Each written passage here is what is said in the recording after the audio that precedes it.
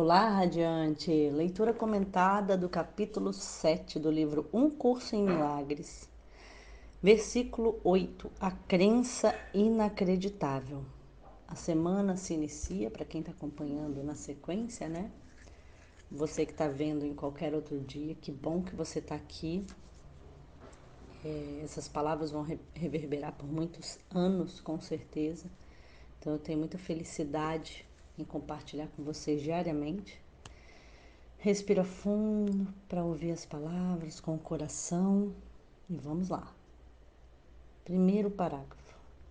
Nós dissemos que sem projeção não pode haver raiva, mas também é verdade que sem a extensão não pode haver amor.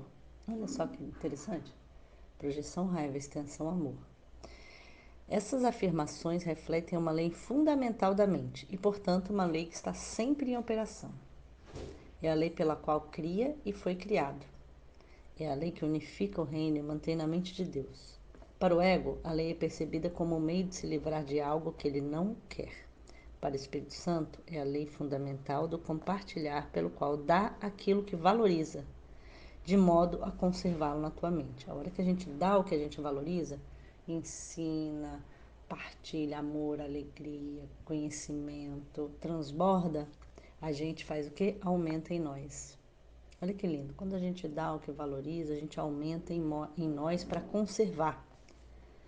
Para o Espírito Santo, a lei é lei da extensão. Para o ego, é a lei da privação. Ele produz, portanto, abundância ou escassez, dependendo de como você escolhe aplicá-lo. Essa escolha cabe a você, mas não cabe a você decidir se vai ou não usar a lei. Todas as mentes necessariamente projetam ou estendem, porque é assim que vivem.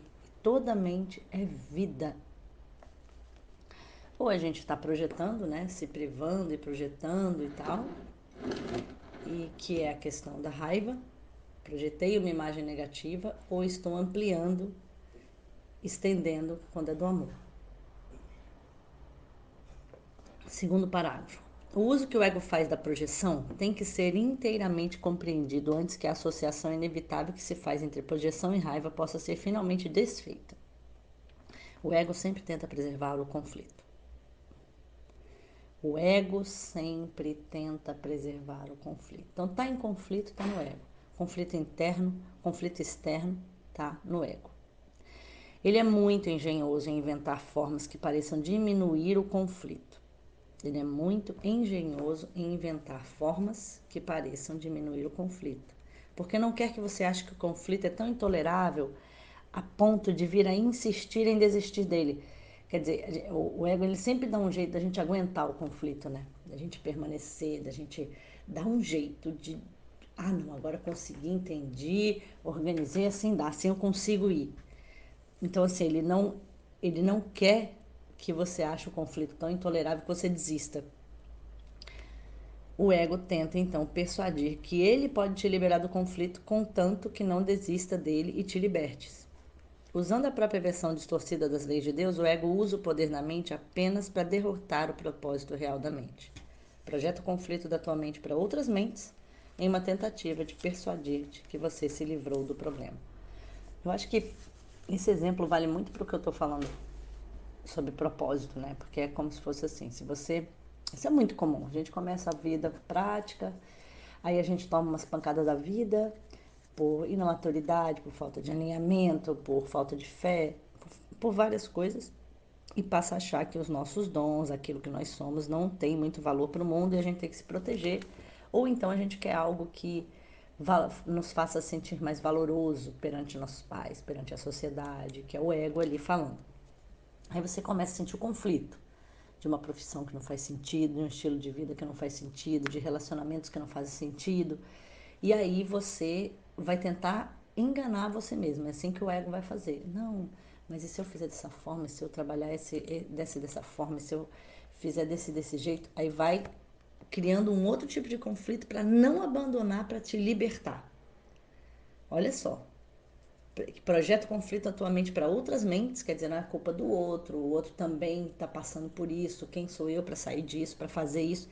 É um monte de coisa para poder, e é exaustivo, exaustivo. Fim da leitura de hoje. Leitura comentada do livro de exercícios, parte 1, revisão 2, da lição 88. As revisões das ideias de hoje são: lição 75, a luz veio.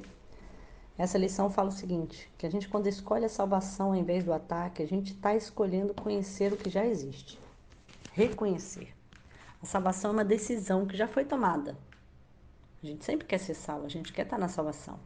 O ataque e as mágoas não existem para serem escolhidos, e é por isso que sempre escolho entre a verdade e a ilusão, entre o que existe e o que não existe. A luz veio. A luz veio, é como são boas-vindas. Só posso escolher a luz, pois ela não tem alternativa. Ela toma o lugar da escuridão e a escuridão se foi. E essas se provarão ser formas úteis para aplicações específicas da ideia. Durante o dia, essa metade do dia que você vai fazer essas lições, diga o seguinte: isto não pode me mostrar a escuridão, pois a luz veio. Se tiver alguém que te incomodar, você põe: a luz em ti é tudo que eu quero ver, e diz o nome dessa pessoa. Eu quero ver nisto só o que existe. Na lição 76, que é a segunda revisão, diz o seguinte: não estou sujeito a outras leis senão as de Deus. Eu me lembro que quando eu fiz essa lição lá no passado, alguns dias atrás, foi muito forte para mim. A explicação dela é muito profunda. Se eu fosse você, eu voltava. Eis aqui a declaração perfeita da minha liberdade. Eu não estou sujeito a outras leis, senão as de Deus. Eu sou constantemente tentado a inventar outras leis e a dar-lhes poder sobre mim. Sofro só porque acredito nelas. Essa coisa da gente ficar sofrendo porque o outro deveria, o outro poderia, porque a lei disso, porque a pessoa não está fazendo o que é certo, ou coisas que a gente cria de regra pra gente mesmo e que nos fazem sofrer imensamente, coisas que a gente acredita, inclusive com relação à saúde, a tudo. Estou perfeitamente livre dos efeitos de todas as leis, exceto as de Deus, e as suas são leis de liberdade. Eu sou constantemente tentada a inventar outras leis e dar-lhes poder sobre mim. Sofro só por acreditar nelas. As formas específicas para aplicar essa ideia hoje poderiam ser: a minha percepção disto me mostra que eu acredito em leis que não existem.